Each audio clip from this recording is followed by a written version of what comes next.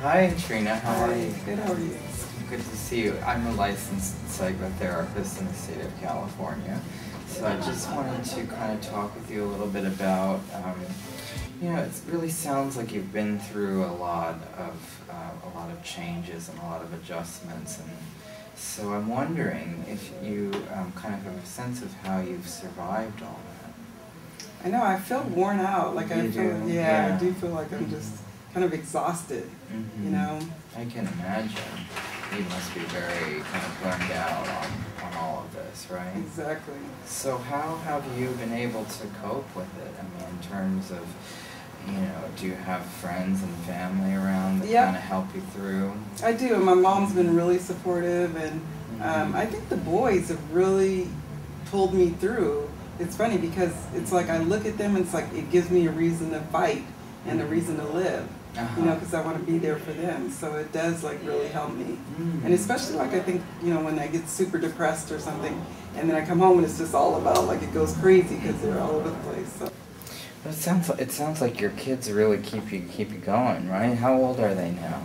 8 and 11. 8 and 11. Wow, that's amazing. What grade are they in? One's in 5th grade and one's in 2nd. So it seems like that's something that really kind of, keeps you happy and makes you look at the other side of things quite often, right?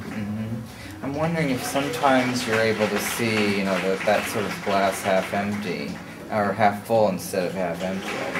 Well, before it's like I was so optimistic and I was so sure of myself, and that's the part that now I'm missing. I don't feel like I'm scared. Like now I'm scared to death, like just by taking that chance and doing the risk with the business and having it fail.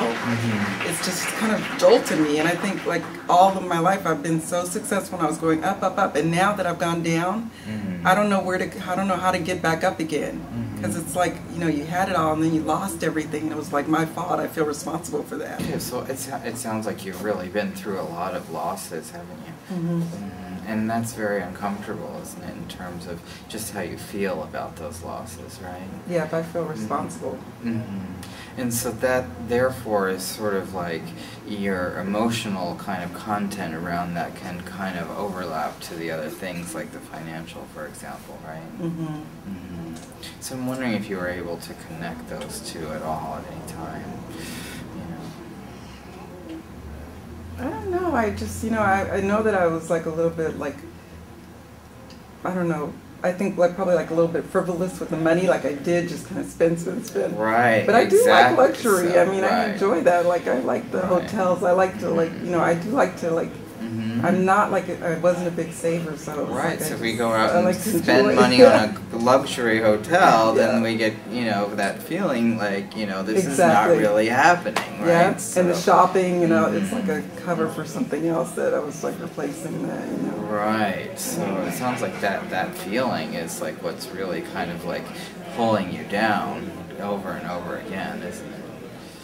So I'm wondering if we can kind of maybe shift our perception of that and see that you still do have your children and you still have your looks and you still have your sense of style and all that stuff, and that we can kind of really build on that and work that up again.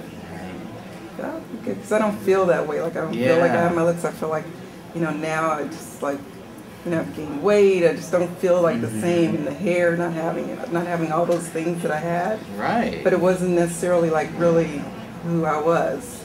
But those things seemed like that was what I was relying on. Well, there's who you were, and then there's who you're going to become. So it's kind of like reinventing the whole wheel here, actually. Right.